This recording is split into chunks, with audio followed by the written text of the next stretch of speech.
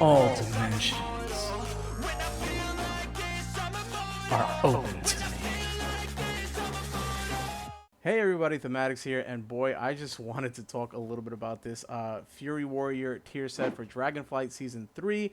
Now, I've seen that a lot of people actually kind of don't like it. I mean, some people really like it.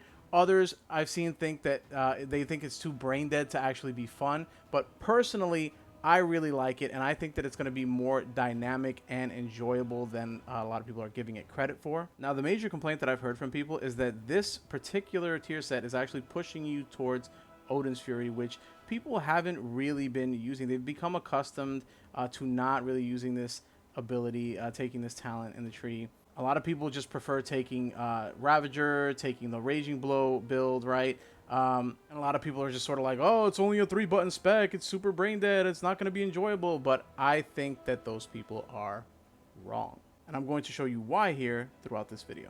Real quick, before we get started, if you do like this kind of content, please do be sure to like and subscribe and leave me a comment. I would love to hear from you guys, hear your thoughts. It would help me get this video out to more people, and I would very much appreciate it. And with that being said, let's get right into it.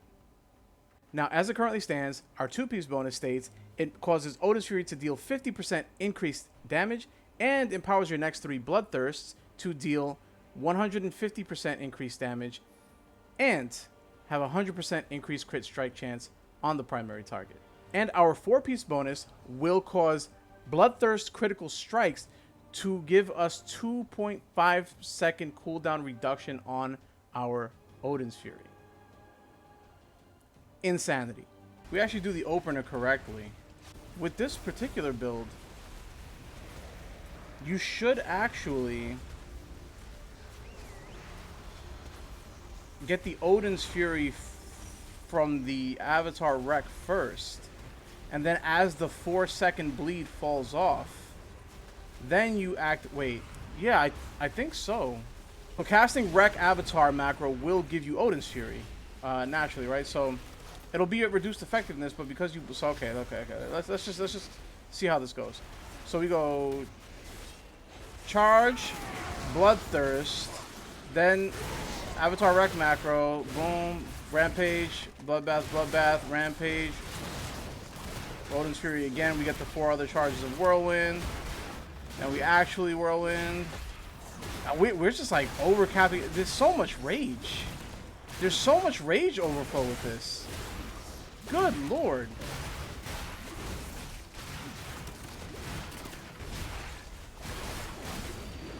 And what's it been? What's it been here?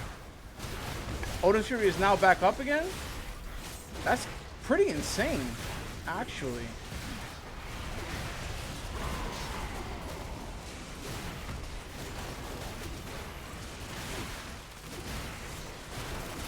This build is so simplistic, but it's so efficient if you do it right. It's gonna take a little bit of work to get this, like, it's more fast paced, right? It's just Odin's Fury. I just came up again. This is just absurd. And the big deal is that your Odin's Fury is now going to give you the 4 stacks of Whirlwind, right? So you kind of have to make sure you don't overlap it, I guess.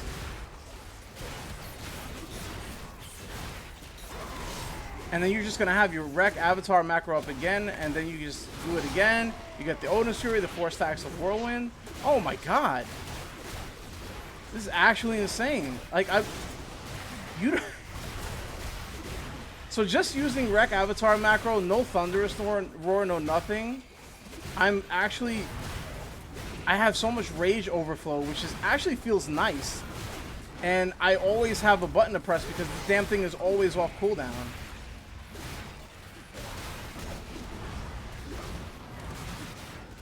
And I'm sure I'm missing Whirlwinds in between here. I'm going to have to make sure, because I don't have my Whirlwind tracker here up with my... Oh my god, dude, this is just... like, the fact... And Odin's Fury comes up, and you may not even notice it if you're not actually really paying attention. Normally, I'd have the bars be the same size, but the bars in this case... Yeah, I was holding over 200k just utilizing Odin's Fury and Wreck Avatar macro, which also gives me Odin's Fury. Thunderous Roar didn't come into play ever. No buffs outside of Battle Shout. And this is only the 4 set. Everything else besides the Farok trinket here, the Augury of the Primal Flame, and the 4 set bonus, I'm still using all my old gear from that I currently have on live servers on my warriors. So, yeah, like that's actually quite insane. So if you look at how high our Odin's Fury damage was, it's actually just insane. You look at the amount of cast now. It says 90. Don't be fooled by that. In 7.5 minutes, it's not possible to get 90 Odin's Fury casts. What you actually see is the amount of targets that it hit. So we had 5 targets with the target dummy training center, right? So you're getting 5 hits every time you use Odin's Fury, meaning that I actually got 18 casts of Odin's Fury off. But if you look at, okay, if you calculate 7.5 minutes, we got 420 seconds plus the 30 seconds means that we're getting 450 seconds there of combat time. Now, when we divide that by 18, we get 25. That means an average of 1 Odin's Fury cast every 25 seconds. And again, this is without like an absurd amount of buffs, without, you know, like super high crit. And it's just still so good. Like you can't really even see how good this is actually going to be, because in the dungeons, right? So warriors are Fury warriors are essentially limited in some sense to 5 targets as well, right? Quintet cleave is what I like to call it, because your whirlwind stacks cause your single target abilities to hit up to 4 additional targets, meaning that you're getting 5 target hits with everything. So you're a quintet cleave king, right? But Odin's Fury is uncapped AoE, meaning that the bigger the pulls, like in higher keys, the bigger the pulls, the more damage you're actually going to get out of this. And you can see that the bleed damage is significantly lower than the actual on-use damage. And the actual on-use damage is where you're going to be getting most of the damage from. Now, the bleed damage is, you know, somewhat more significant as well, but it's the actual on-hit damage that you're going to see is going to be just massively through the roof when you're doing big pulls. And if you're getting 1 Odin's Fury approximately every 25 seconds, when I'm not even playing it that well, you're talking about 1 Odin's Fury maybe every 20 seconds, right? That is huge in higher Mythic Plus keys. But the biggest deal about this build here is Bloodbath. Bloodbath, I can't even fathom this thing really being 40% almost of the overall damage. But that's pretty much what it's going to be. You can see the highest crit, the highest critical hit from this ability over 200k, and that's not even with max gear that we're going to be able to have for this particular season. And I mean, oh my god, I mean, here you see the over 200 casts of Bloodbath. That is an accurate number. That is how many Bloodbaths I was able to cast in the 7.5 minutes. Well over 200, okay? You just get an obscene amount of use out of this ability. It is always available, always off cooldown. And actually, in order to maximize the efficiency of your Gushing Wound, which you see that my Gushing Wound is actually not that high. I mean, it's high, but you know, again, there's things that I'm not using, right? Like we're not utilizing Slam with this build. So I mean, Gushing Wound still did a fairly good amount of damage, but really the way you want to use this build is you're gonna want to kind of either tab target over or you know, like have the nameplates available so you can target the ads that do not have your Gushing Wound already. So when you get the guaranteed crits from using Odin's Fury, you're going to want to hit with these guaranteed crits on, you know, if you've got it on the one target already, you used it once, boom, you want to switch to another target that doesn't have it on it, if there's any target in the pack that doesn't have it on it, and use the empowered Bloodthirster Bloodbath on that, okay, and you'll get the guaranteed crit. And so the Gushing Wound will go on that, and then also whatever else it crits, because you'll have the Whirlwind effect going for you. Like it's not as brain dead as people would like to make it out to be. Okay, there is going to be some decent amount of bleed management with this build, and if you are able to master that, your damage is going to be actually pretty nutty, I think. All right, so let's take a look at the build here. This is the build pretty much that I would be using. You don't need to take Crushing Force, even though you are taking Storm of Swords, and this does empower your Slam, but you don't ever really want to press slam because it's just not that good when you're using this build. I get that that makes people annoyed. They're like, oh, it eliminates an entire additional button. You don't have Raging Blow. You're not using slam. It's literally just pretty much a 3-button spec outside of cooldowns. Like, yeah, you're pressing Bloodbath or Bloodthirst, and you're pressing Whirlwind, and you're pressing Rampage, and that's pretty much it. And I get that for some people that doesn't really feel all that great, but it's again, it's not as brain that you're basically, your management it shifts from managing like your Raging Blow and your other, you know, like all this button bloat that you had before, into managing your bleed effects and make sure you're getting the appropriate amount of crits out to utilize as many Odin's Furies as you possibly can, and efficiently utilizing that Odin's Fury to hit as many targets as you can, as often as you can. Now, this is pretty much going all in on the Bloodthirst / Bloodbath button. Okay, this is pretty much going all in on that. You kind of have to do this. You can, I suppose, if you have enough crits, switch out Blood Craze for Frenzy, but I would suggest keeping the Blood Craze just because in the event that you don't get a crit, say you're working with about 30% crit baseline, okay, you have you use Bloodthirst or Bloodbath without the Odin's Fury proc from the tier set, so you're gonna end up, maybe let's say you miss a crit, right? That's gonna give you 15% increased crit chance for your next one, meaning your next Bloodbath is going to be sitting at 45% crit chance, and that's assuming you don't get a proc of Recklessness off of Unbridled Ferocity.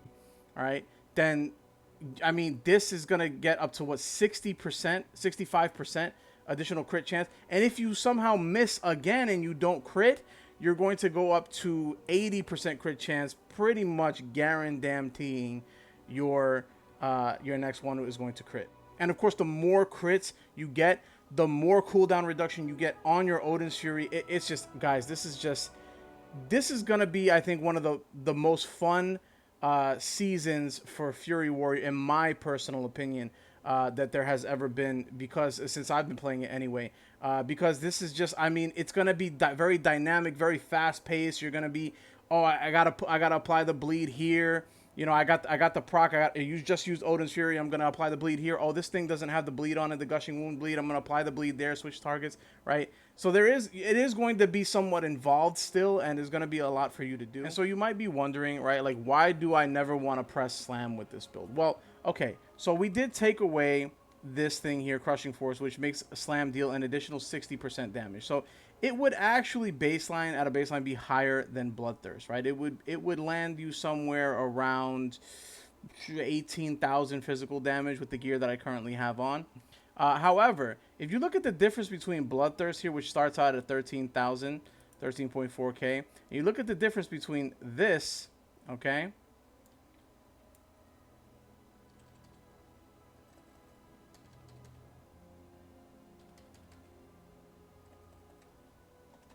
and Bloodbath deals 29,000, almost 30,000 physical damage at a baseline. Okay, that is already significantly higher, like almost double the amount that you're going to be getting from Slam, which is why you just want to be spamming that Bloodbath as much as you can possibly get it up. And okay, if we look at even when we use Odin's Fury here, boom, our Bloodthirst goes up. Our next three are going to be hitting for 26,000. That is still more, okay? Well, while we're enraged, of course. Okay, so yeah, it's going to be hitting for more than the Slam is going to be hitting for. And actually, even, let's just see what Slam would be if we were enraged here. So Slam is still 20,000 physical damage, so it's still less, right?